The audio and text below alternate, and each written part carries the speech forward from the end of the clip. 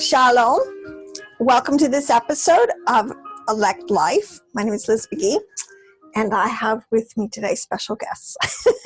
This is my now everything in a nutshell. This now is my theory of everything. It's not just mine. This is, in my opinion, and it's a very studied, I've been at this a long time. I have been looking for truth. It's in some of the wrong places, but now I have found it. I have found a great treasure. So that's why I feel like I have arrived at a destination, and now I need to get on another train and take this understanding to as many far-flung parts as I can. That's all, metaphorically speaking. But all right, so we have here, this is the Hebrew letters. This is 22 letters, Hebrew. And this is a chart of the tree of life. Now, this is a Jewish, mystical, deep, by mystical, in parts, the sod level understanding, the deepest level understanding. The sages, the masters of Torah have encoded and encrypted so that you can pass on this massive amount of understanding, of wisdom and understanding that we can have about Elohim from generation to generation. But before I do, I have to just talk something that's really important, that a lot of people are kind of coming up empty today. There is a famine of the word. And this is why I'm getting such incredible response to this, and in getting such incredible response as I kind of try to go back into the Ephraimite camp, aka Christianity. And there's a tremendous hunger that the Yahweh has placed in people's heart, and they're ready, because it says, when they call upon me out of a pure heart, then he will answer, and he will restore to them a pure language. This is all a sign of the last days again. But Hebrew, we have talked about this, and I've touched on this quite a bit, but in more I study and absolutely convinced, Hebrew is not a normal language. It's not one of the 70 languages of the nations. And at Babel, the Father changed the language of the people to 70 kind of streams. It's not one of those. Hebrew is really the language that Adam used to communicate with Elohim, Yahweh Elohim, in the garden. It's a very holy, high, elevated, spiritual language that is built and made and does contain many levels of spiritual power beyond what its physical parts, its pashat or its visible letter looks like, okay? But let me just say, the thing that makes it's really important for people to understand, I really am trying to reach our brothers Judah have always known this. The house of Judah has always known this. The Torah sages, this is what they've done. They've studied the word for millenniums. Fortunately, it's becoming more and more apparent that Ephraim did not take his Bible when he went into exile. We are full of idols. So to get rid of idols, this is the sure proof, the fireproof way that the Father has established to crush and destroy all idols. And it is to take it and throw it at the rock. This is the rock of Israel. This is the stone of Israel, and it will break and crush everything that does not have its origination and its manifestation in the word. Now, Hebrew is known as a Near East language, but I just want to talk about language a minute. Another thing that makes Hebrew different from all of the languages, it's every letter is a number, so it is an insane system to graph and chart and plot. It also has many levels of meaning, and I'll tell you about that in a second. But this is the part that I think Ephraim has really lost, and that we need to reclaim. This system, and this is what Judah has been holding on to for dear life, and it's coming out in the end, is empirical truth. You want truth? You want dabar, emet. It is in the letters. The letters don't lie. They are empirical, provable, observable, repeatable. Oh my gosh, what are all the words there that you can have? It does not lie, and it does not change. This is the same today as it was when Adam spoke it in the garden with Elohim. It doesn't change. And we, Ephraim, who has been reading Bible translations or been away from our quote unquote, our root system for millennium, we need to come back to it. This is, to me, is the final frontier, the last kind of leg of the journey. You know, the Hebrew has become a resurrected language. It's never happened in the history of a language where a native original language has gone out of fashion, no native speakers, and then all of a sudden in the last 120 years, the Jews have turned their nation into a nation of Hebrew speakers. That's in and of itself is another miracle. And now it's time for Ephraim to start speaking and understanding and being able to work their text in the word. This is the word. So it's not that hard or that daunting. And I would just say to you now that if you have an understanding of this, and if you see this as a revelation, I would just ask you, what else are you going to do with your time before Yahweh returns?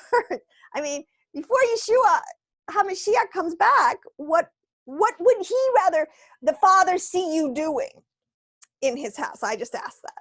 So now the thing about Hebrew that we need to understand, these are rooted in a reality. All right, God is true. And I said, but the thing about the way our text takes these letters that contain stamped, engraved, unchanging meaning, they're filled with a light that we can't change. All right, we have nothing to, we can obscure it, we can hide it, we can do all, we can twist it, but we can't change it.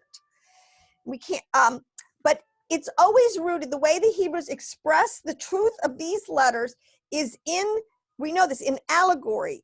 But what we have to talk about allegory, where the way that Hebrews do it, where it is concrete. Everything that is used as an allegory in your Bible has been tested, tried, proven to be empirical, repeatable, dependable, and observable according to this system. There's nothing arbitrary. I have spent years kind of plotting and oh, does that fit on here? You know, I'll get, and every time, it fits. If you're seeing correctly, your archetype, your vision will fit with what this is speaking of, all right? So we can trust our allegories. We don't need to change them, and especially in Bible translation.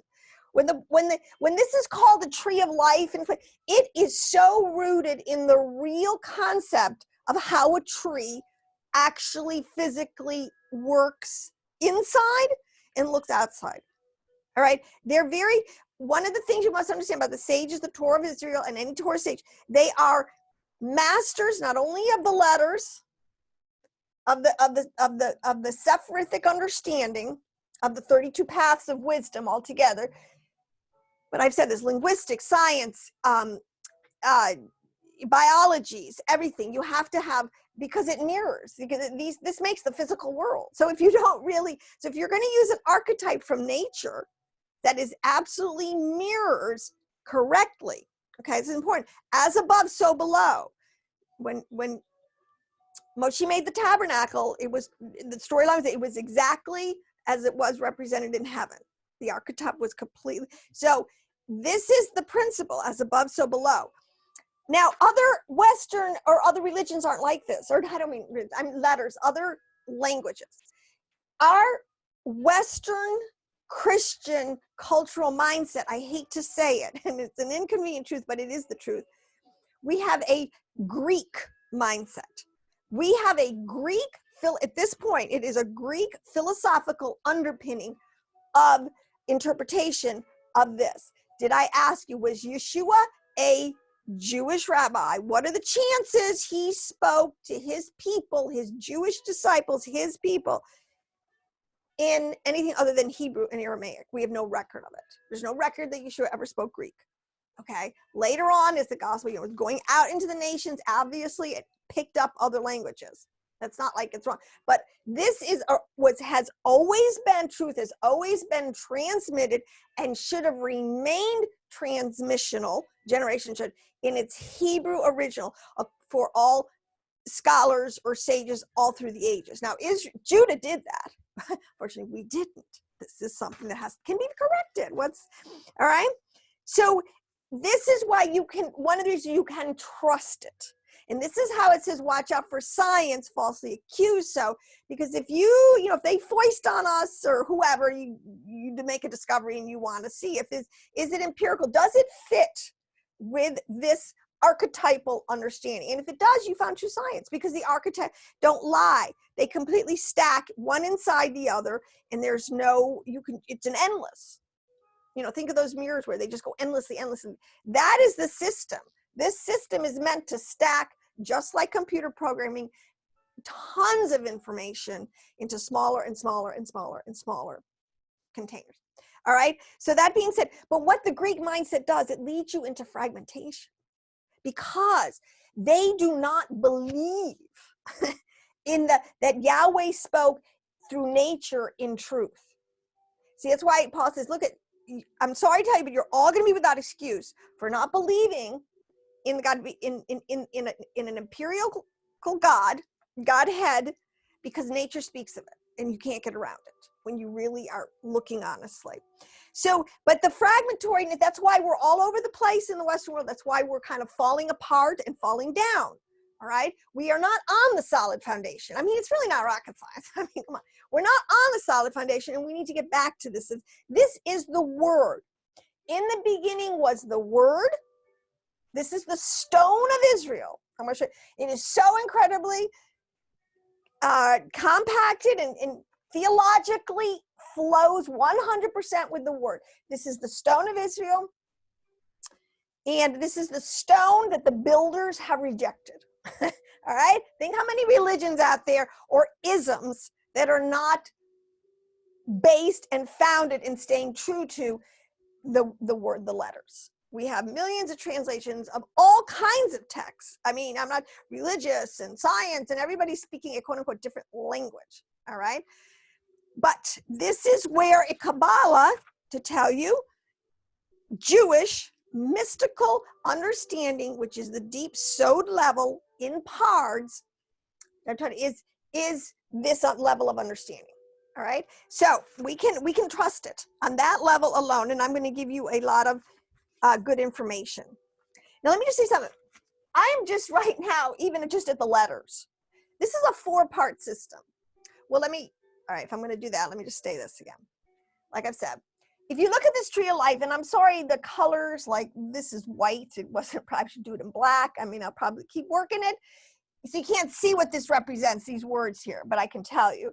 But if you'll notice that you have, again, 10 Sephiroth, 10 circles, 10 containers, 10 vessels. These are the 10 names of Elohim. And there's so many, I'm not going to digress on that too much, but I've done a lot of teachings. The 10 Sephiroth, all right? 10 names of Elohim, and the 22 letters. And you notice that each of these little lines, these paths, connecting different Sephiroth with each other. And those are the letters. So you have 22 letters and 10 Sephiroth, which is a total of, oh my gosh, how did I do that? 42, 36, all right? Yes. So you have to understand that this is a mathematical system. Well, actually, this is so complex. It's simple, but it creates amazing complexity. But each one of these Sephiroth has 3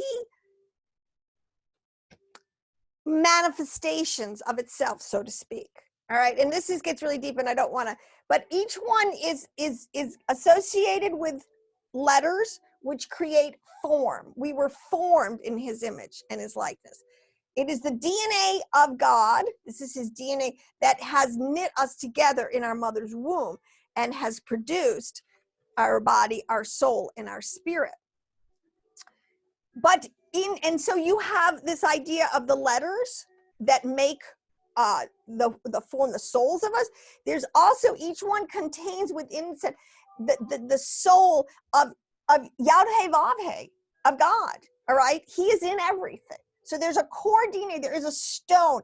See, a stone is a word, it just means like your DNA nut. It's the nucleus. It's the nut of the cell. This is the most basic building block that's in everything. All right. They call it, it's called a city. It's sometimes referred to in our text in the keys of the key is a city as a stone. All right.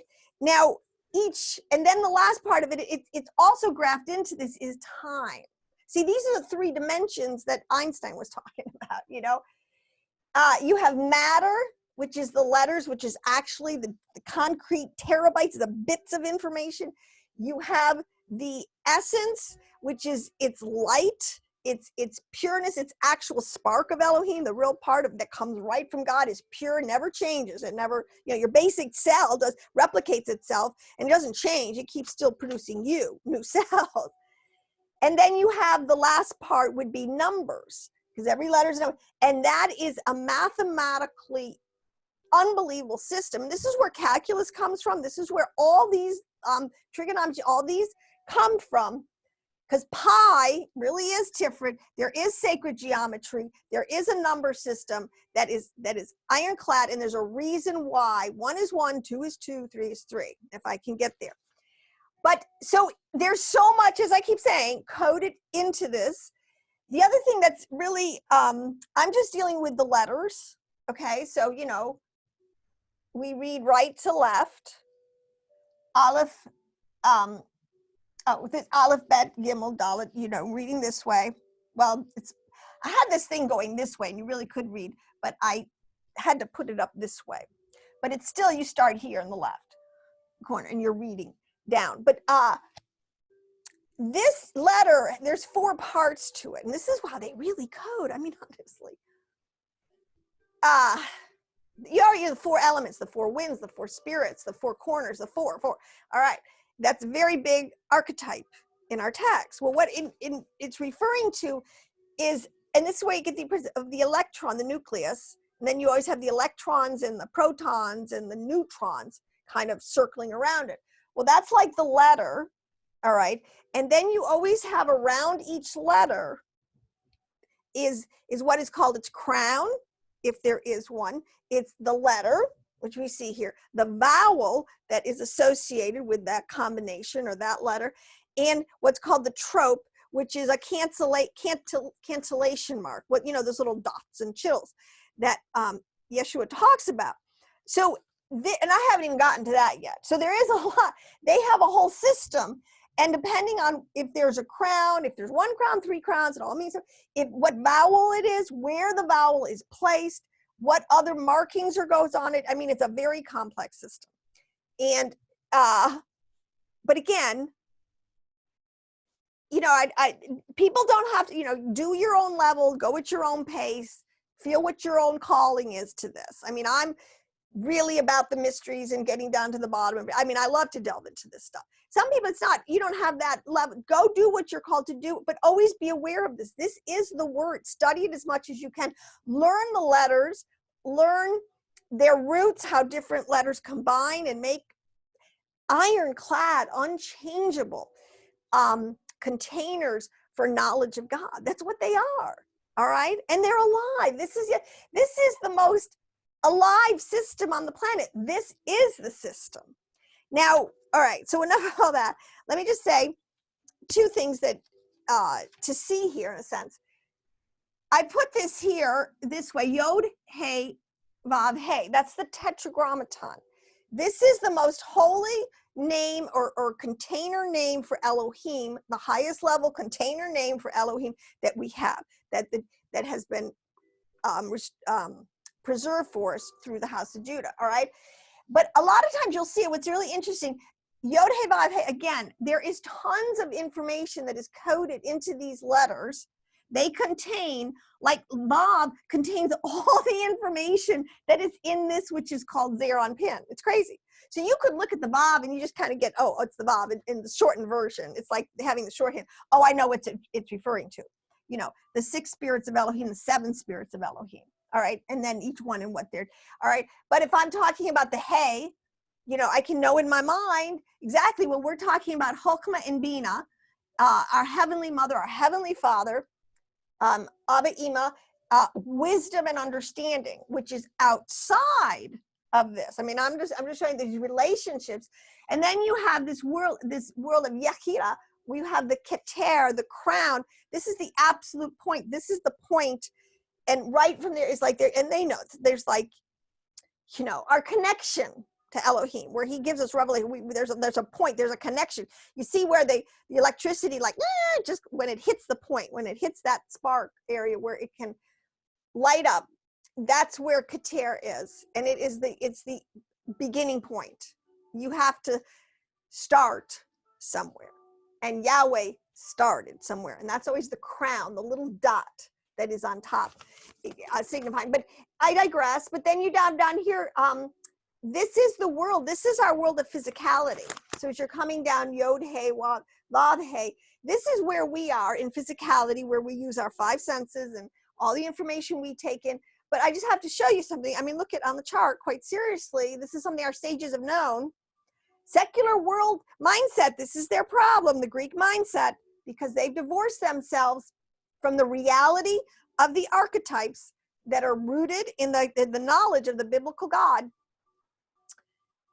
This looks very disjointed if you don't understand what is on top of it, impacting it and making it be what it is, all right?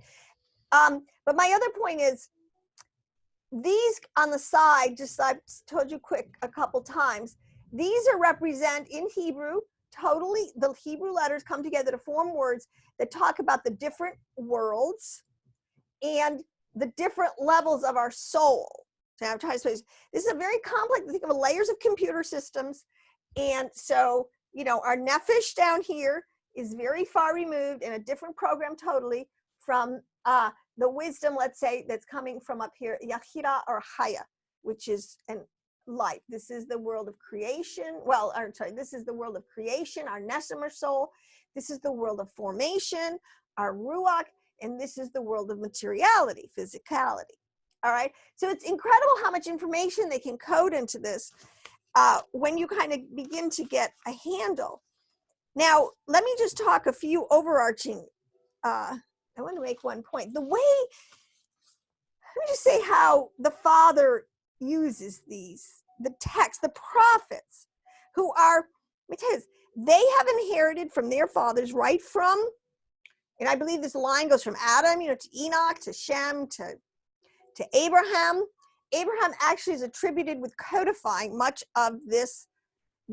He wrote the Sefer Yetzar, which is probably the most complex treatise on this and the oldest. And this is kind of what Abraham figured out.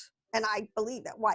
But I don't think he figured it. He kind of re-got it again. It seems, you know, it's a constant game of lost and found. But what I want to say about here, see how this looks like a person? And you'll see this a lot. This Yod He, Vav He, it really is. When Paul is talking about the body of Christ, which is not, it's talking about the Son, the anointed one, who is Mashiach, his whole configuration, from his highest, most ethereal parts, the mind of Elohim, all the way down to his incarnation in the flesh when the Word took on flesh. There's a lot of depth of understanding, there's a lot of depth of dimension, and there's a lot of depth of entities, levels of living souls with intelligence. There's a lot of intelligences packed into this, and it's all alive, it's all God, and it's all unchangeable. And right now at the end of the age, totally, if I can just say prophetically, all the isms of the world is going to be thrown at this word now because it's coming. And anything that does not stand, you know, any is going to be thrown into the fire and burnt up. It's worthless. It's not, it doesn't, it's a bad template. It's a bad imitation. It's a hybrid. It's a, you know, what do they call it? It's defective. But let me just say this point. So when Yahweh says the builder of the house is Yahweh, well, he's not kidding. All right. He is the builder of the house. One of the reasons why it's called a house is because it emanates with beginning, with Bina, with Bet. He formed the heavens and the earth. So really the starting point of our text is right here in Bet, in Bina, even though the text alludes totally to Chokmah and Keter, and even to the great immanent, transcendent Ein Sof, who is really outside of his creation. But this is, for all intents and purposes, this is the Godhead that we're. But anyways, so the way it's used a lot of times when he talks about he's the master of the house, when a carpenter employs tools to build a home as a carpenter. So a carpenter has all sorts of tools and mathematical systems and different things to construct the house, which is exactly akin to Yahweh when you understand the different functions that are being represented here. But Yahweh uses the 22 letters of the Hebrew alphabet, the Aleph Bet, to form heaven and earth. Now, this is the heavens. The worlds of Beriah, the worlds of Yetzirah, that work in our Neshama soul and our Ruach soul. It's our heart, it's our carnal nature, which is usually always referred to down here in the gut, our lower abdominal area, but we are told to attain outside wisdom and understanding. We're told, basically, the new birth is to hook yourselves back up to the top of the tree of life and to receive life, eternal life, which is coming all the way from Keter down. We have to get up to this level of understanding. This will be the resurrection. All right, I digress. Let me just say this. The letters are metaphorical wood, stone, nails, counterposts, and crossbeams of our earthly and spiritual existence. So a lot of times when it talks about wood, hay, stubble, gold, silver, it is actually coded into, like, this is gold. Bina is gold. So when it's understanding. It's created with the word. Chokmah is wisdom. All right. This is not an accident that these highest levels of consciousness and what they're related to, this is oil and this is wine. This is wisdom. This is understanding. That's how those words are referring absolutely back to these Sephirithic attributes, understandings, levels of consciousness in the high mind of Elohim. That's exactly what it is. Now, so, but there's an incredible amount of, let me just read a couple of things that are talking about these letters. But as I was saying with Paul, when he was talking about the body of Christ, he's talking about this configuration, Yod He Vav He. It's not an accident the letters stack upon themselves and they look like a man. We are told over and over again, even though Yahweh, we're talking, is not a man like us, he has allowed himself to be spread out and referred to in anthropomorphic terminology so we can relate to it. So down here, these are the arms. This is the right, the right arm, the right hand of Yahweh. This is the left hand, the left arm, the left side. This is the middle pillar. This is the spine involved in here. Your spine is your total connecting. Everything goes through your spine. All your impulses, wirings, and the heart is here. So this is a very important, and I said this is the heavens. These are all relating, and they're really all talking. These are our psychological levels. To think that that psychology was just invented again, okay? No, it's nothing new under the sun. So when you see this is what they're representing. This is another depiction, Yod He Vav He, as in our Hebraic understanding, the word would be Adam Caedmon. He is the first Adam. He is the whole construct, all right? And when you understand this, you understand why what they're referring to is the first creation and then the second creation, and then Adam, man, he made them male and female. And then, all right, I got to stop because you can just go on and on. I can talk for hours, and I will hopefully now just continue to unpack these relationships from the word and on the tree of life to show that is what is being referenced over and over again by our prophets. Our sages, Moshe, Moshe is a prophet, so I'm talking about all of them. And Yeshua, who is the builder of the house, Anyways, in Hebrew, there are no things, there's only words. See, in Hebrew there's not even, what do you call that? Tense. But I digress. There's only words. The Hebrew name of each being contains its essential life force. And I said, these letters have very specific, this is Shin. I unpacked it. If you want to see just the first out of the box proof that this is absolutely empirical. I'm telling you, people, we can trust the word. This is the point. He has not left us as orphans in these last days to face and crush the beast kingdom, because I'll throw anything the beast throws at me back at the word, and it will get destroyed. I have no, oh, I got a little, okay, so where was I? So this contains the essential life force, its name. That's what Adam was doing. Adam had the most intricate understanding and knowledge of this system. And when he walked and talked with Elohim, they were totally openly talking about the whole spiritual system and the physical and everything. Complete transparency, complete communication. Well, anyways, it didn't last that long. I think they said he gets 7 hours. And I don't know if they mean literal hours, again, I mean, that could be eons of time, but who knows? The Hebrew name of each contains its essential life force. The infinite power of the Creator is found within each instance and object of the creation. Nothing is outside that light, and nothing is void of it. The 22 letters of the Hebrew alphabet express the specific articulations of that creative force. So when Yahweh spoke, he spoke the letters in combinations and said, you go out and do this and you do this. And there's a whole interesting, when you get deep in relationship of the letters, and actually the letters are the only thing that you can have before your face at all times. That's why, we're not to have images. We're not to make him. I mean, you can't, this is a very empirical system, and you can't put an ox in there and substitute that. Okay, we'll make the head the ox. No, it's not the ox. All right, this is Rush. This is something much more higher and sublime. But I digress.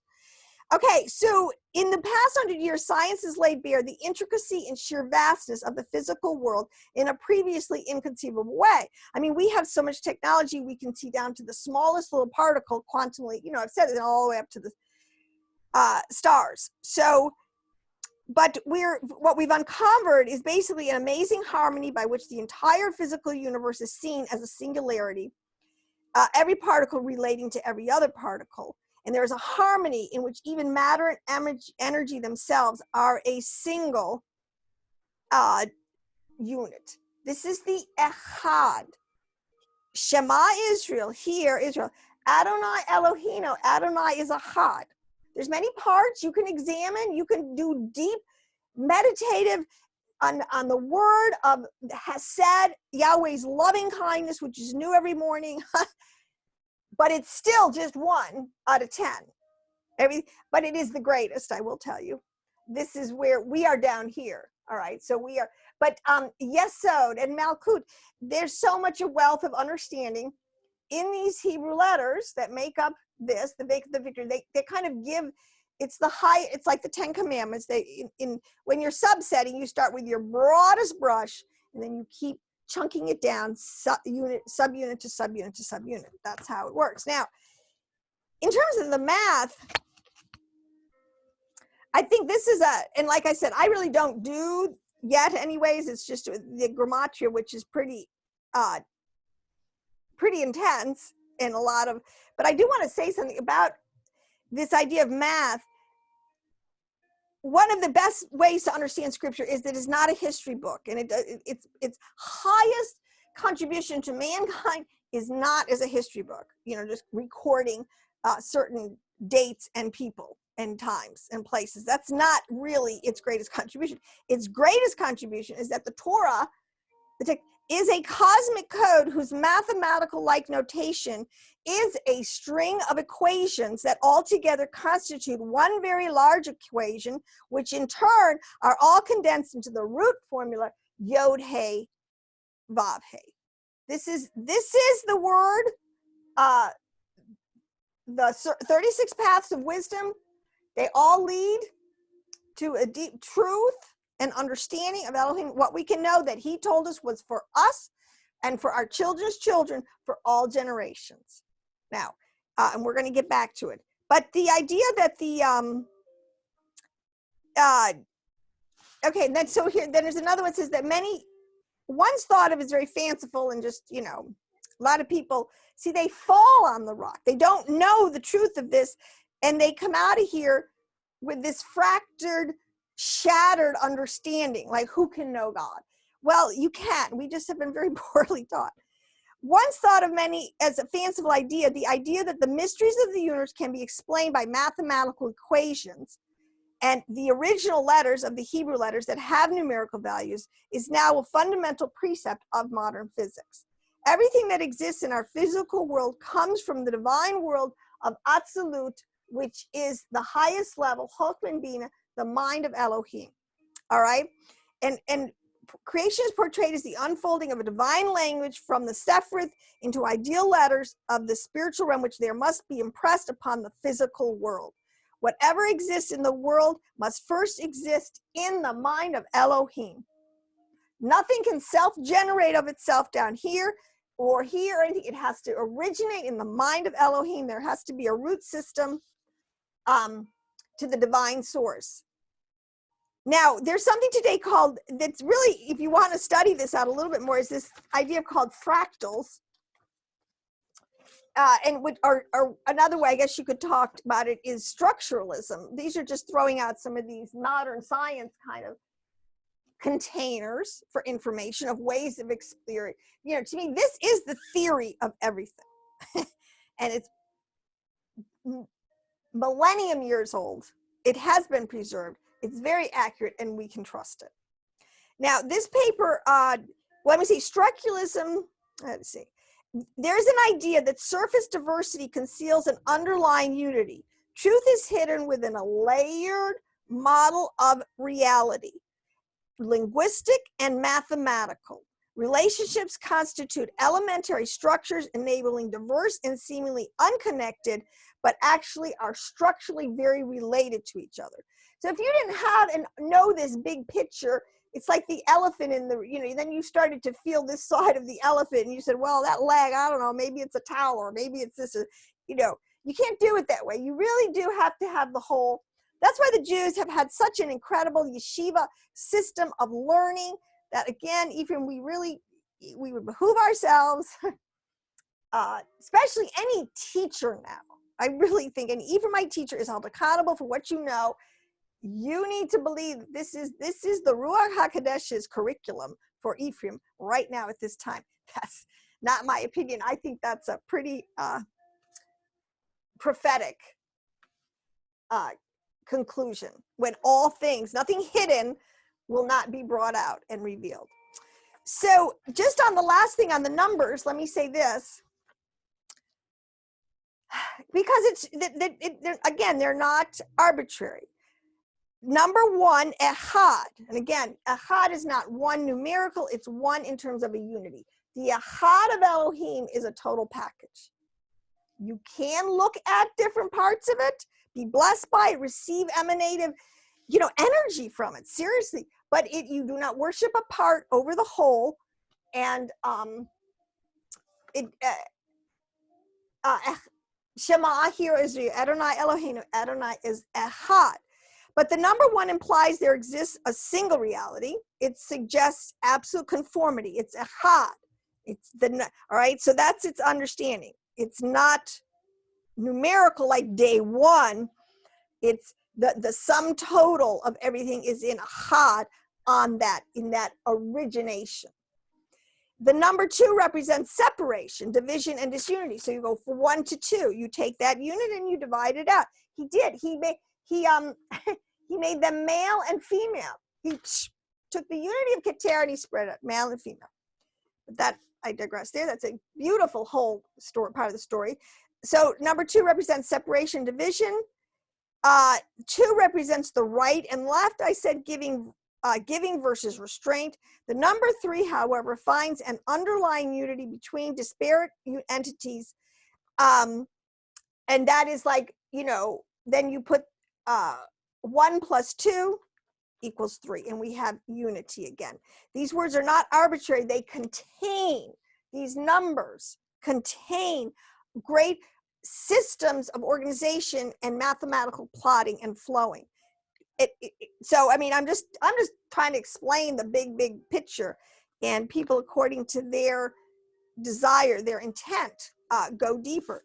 But one thing that happens is that, and this explains the fractals, all geometrics are fractal and can fit into each other and can be infinite, which we know now. The way this compresses, everything compresses. It's called Keter, and it's, all right, let me say it this way. Watch. Yod, which represents Keter, Hey, which represents the world of Atzilut. Look how big Yod is. See how it stretches out time? You know, things stretch out. It does. There is a lot of distance between Hey, all of our soul categories, and then, you know, down into physicality. You can see how this, in both ways, it shows it is and I don't want to use the word evolution, but only in the sense that there is progression, or you can compact it back up again. I mean, it's like an accordion. You can pull it out, you can put it, all right? So all the basis of all CIG and computing these days is found on fractals. Ones, you know, ones and zeros, opens and closed. Combining those two makes a third. You can make as many worlds as you want. So when you have an archetype, if it's true to nature, you can carry it over, and it should, whatever you're looking at, you should be able to find the archetypal image again. And if you don't, then you're probably down a wrong trail. So, all right. So let me just say a couple of things here. So it's so funny because you can't, I swear you can't make this stuff up, all right? This is what I mean. I'll find something and match it to the chart and see if it, but if we just take the very first number in the Strong's Concordance, because I was looking it up, what is the most universally used name for God that we have, besides God, which I hate, is Father. He's the everlasting Father. That's one of his names in Isaiah, and I think that that is the most highest sublime understanding. He is the Father, the Progenitor. He's our creator, all right? He's made us in his image and likeness. But Father is made up of two Hebrew letters. It's not an accident. It's made up of the Aleph and Bet, all right? Ab. In Hebrew, it's Ab, Aleph and Bet. And that's not an accident, because what it's talking about here, ultimately, this is why they compress. Remember, they're always compressing information. I don't have a problem with us, you know, the human race being called men, and, you know, or the Father being the most compact reference to Elohim, because I understand the word, the letters. It's Aleph and Bet. Bet is the female. Bet, this is Bina. It's our heavenly mother and our heavenly Father in an embrace, in a sense that makes everything. It is an absolute, it's coded right into the name, Father, Ab, Aleph, Bet, our heavenly mother, heavenly Father. This is the male, this is the female, and it's the first word in Strong's numbering. I mean, to me, that's not an accident. That had to come from deep wisdom and understanding that, and that again is the alphabet. The alphabet. I mean, it all tracks. It's all saying the same thing. So if you want to know your Father, like I said, learn him as he has poured himself into us, into the creation, as the letters. It's exciting, and it's so. I'm going to again try and wrap this up right now. That probably have done my hour. And I will be back next week, and we're going to start again to do each letter, to progress down the different levels, to talk about, and I go and listen to my video that I did. Aleph separates Mem from Shin. That'll prove to you the empiricalness of this. So, shalom, shalom. I will see you next time on the Aleph Life.